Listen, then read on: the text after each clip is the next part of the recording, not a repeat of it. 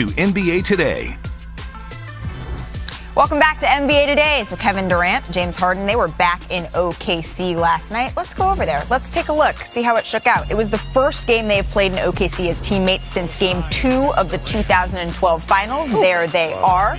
So let's maybe flash it back to the last time they were there. It was June 14th, 2012. A young Durant taking on LeBron James in the Miami Heat. James Harden, he had 21 points off the bench. Durant scored a team-high 32. It wasn't quite enough. The Thunder lost that game, but it's fun to look back at like a light beard there. Yeah.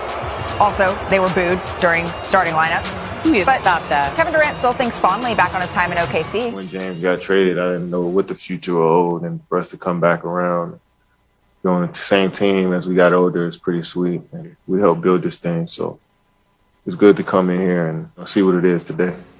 Yeah, it's kind of cool, right? So let's go to the game. It's fourth quarter. Nets are up by 16. James Harden, he drives to the hoop, finishes this tough shot. Strong move from Harden. He finished with 16 points and 13 assists. Started to find his groove a little bit here. So it's a 10-point game under 6 minutes left. Durant, look at this. He comes off one leg. I mean, that's just light work for Kevin Durant. He had a game-high 33 points, and the Nets won it 120-96.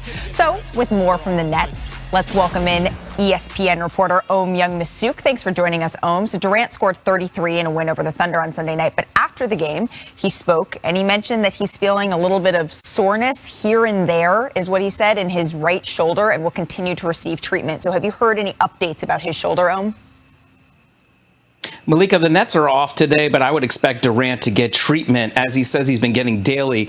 This is something to keep an eye on. It really, you can't tell that it's really affected him because he scored, I think, 30 points in 7 of his games. He is off to a start in which in all 14 of his games, he has scored 20 or more points. That's the second longest streak for a player 33 or older, other behind Karl Malone. So, but this is the first time I noticed this shoulder injury was in the fourth quarter against Orlando. Kevin Durant was sitting on the bench and he had his shoulder wrapped. And I thought that was interesting because they didn't need him in that game. It was a blowout, but yet he had it on there. And so anytime a superstar like that has his shoulder wrapped, it's always kind of a concern. You're watching that. There were times last night where he kind of like was touching his shoulder, massaging it a little bit. He says it didn't get in the way all that much, but yet something to watch. Steve Nash says, look, he called it a tweak. He says he doesn't think that it's something that's going to get worse, but still, this is a guy who is playing like the MVP, and you're going to have to keep an eye on this. He is so imperative to this Nets team, and it's kind of hard to believe, knowing how competitive Kevin Durant is, that he would want to miss a game against the Warriors. And looking ahead to Tuesday, the Nets are returning home. They host the Warriors after going 5-1 on their 6-game road trip.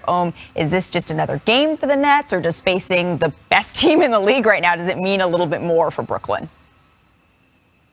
Durant says this is just another game. It's only 15 games in the season for the Nets. But look, he also said that he understands the Warriors are playing like the best team in the league. James Harden knows how well Steph Curry is. He's an MVP candidate right now. The Nets are playing great basketball, but they're not playing their best basketball. They won 8 of their last 9, but at times they kind of look bored playing against inferior opponents. This is a test for them, possibly their biggest test since facing Milwaukee in the season opener, where they're playing a team that is on their level. And I think they will have the Warriors will have the Nets' full attention at Barclays Center. I know Kevin Durant said that he doesn't necessarily see this as a finals preview. Like you said, we're only a handful of games into the season, but it's going to be fun.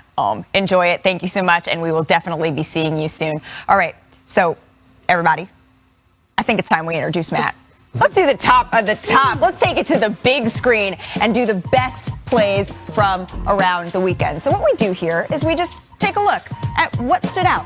What's at the top? What's the tippy top? The best. And we'll see at the end which one you like. So she throws the alley-oop, you dunk it. Exactly. Oh, can you do that? Can I stretch? All right, yeah, there you go. Get nice and warm. All right, first up, we got the top no look. We got 2 contenders. First, it's Steph Curry. Incredible. He saw him, though. He does have eyes in the back. But like, what is, this was a debate over the weekend. Spencer Dinwiddie was talking about this. What is a no look? You have to see them at some point during a no look, right? Otherwise, you're just throwing it out left, right, and center. He saw him right there. You can see it out of the corner of his eye. Sometimes you just sense them. Sometimes you just sense them. That's like, I sent you guys over there and I just throw it up. All right, Marcus Smart. Oh! Okay, that might have been a true no look. What do you think, Matt? This is beautiful. I mean, as good as Steph's pass was, I think this one was a little bit better. Oh my goodness. Yeah, all right, I stand corrected. All right, top nutmeg. There is no nutmeg that can top this nutmeg because Chris Paul's nutmeg was the best tippy-top What? Oh, no. I mean, Doing it to the rookie. Come on, you got to welcome him to the league. Throw That's him in the fire. disrespectful. Best way to do it is throw him in the fire. Look, letting Chris Paul, who's number 5 all time in steals, he had 7 steals last night, play against the most turnover-prone team in the league. It was like a crime. Like, it shouldn't be allowed. Oh my God. And that's not nice. That's garbage there was no time. contest That's not after that nice. either. It was just. I love it. I felt Throw that. him in the fire. I felt that. All right, best block. Let's take a look. There's 2 picks here. Kyle Kuzma. Kuz!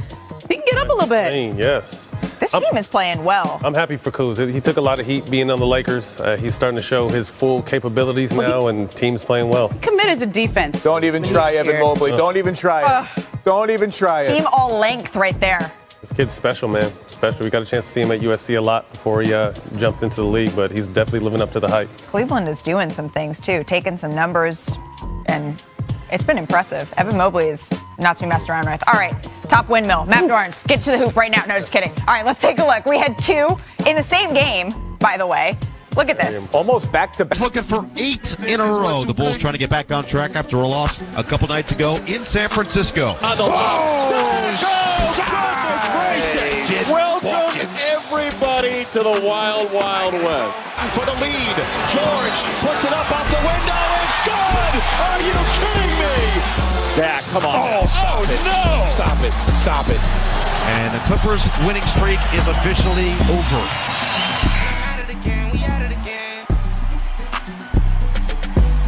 The Compton native and former UCLA player got it done yesterday. DeMar DeRozan and Zach LaVine combined for 64 points on 53% shooting, while the rest of the team chipped in 36. This ties their most combined points as teammates. They also scored 64 earlier this month at Philly. Here was DeRozan after the game talking about playing in LA for the first time since his father, Frank, died in February. This is my first time. I haven't told nobody. This is my first time coming home and play since my dad passed. And he was at every game. He didn't miss no games. So, tonight was kind of one of those games that, I wish he was here, but for the most part, I try to enjoy it with my teammates. Understand you come back home playing in front of family and friends, you got to enjoy it. ESPN Midwest reporter Jamal Collier joins me now, and you're in Los Angeles for the Bulls back-to-back here. And DeMar has been spectacular in his first season with the Bulls, and some folks question his fit early on. We've seen him on the court, but what has his role been in the locker room? He's such a steady player, and that's the thing that with the Bulls, I mean, he's just, what you're getting from him every day. Even keel.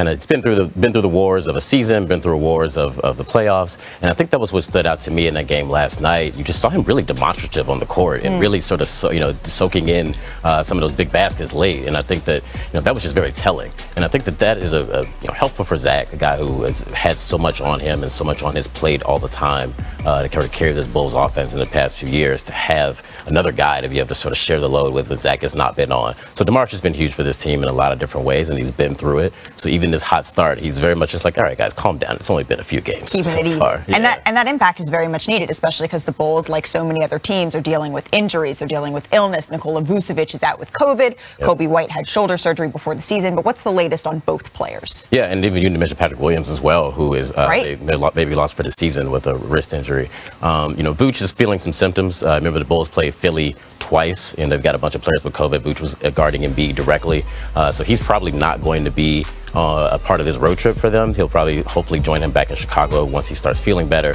But Kobe White, it's good news for the Bulls, is going to be back for this game against the Lakers tonight. The Bulls are, I think, bottom 3 in bench scoring right now, so they really need a jolt there, somebody who can come off the bench and just be a spark and just like a microwave option for them. So I think that's going to be a huge benefit for them, but they've managed to stay afloat here despite some of these injuries and guys in and out of the lineup so far. So how are they going to stay afloat? How are they going to manage this back-to-back, having played the Clippers and now playing the Lakers tonight, Jamal? I was impressed the way they bounced back after getting beat by Golden State as badly as they did. They're going to struggle without Vooch. They have a passing big man who can score and do so many different things in the middle of the floor, and now all of a sudden teams are just going to load up on DeMar and Zach, and they're going to set an extra guy in double team. And I think I'm kind of curious to see exactly how they continue to adjust without Vooch in the middle of the floor. And I think that they've done well. They put Caruso in the starting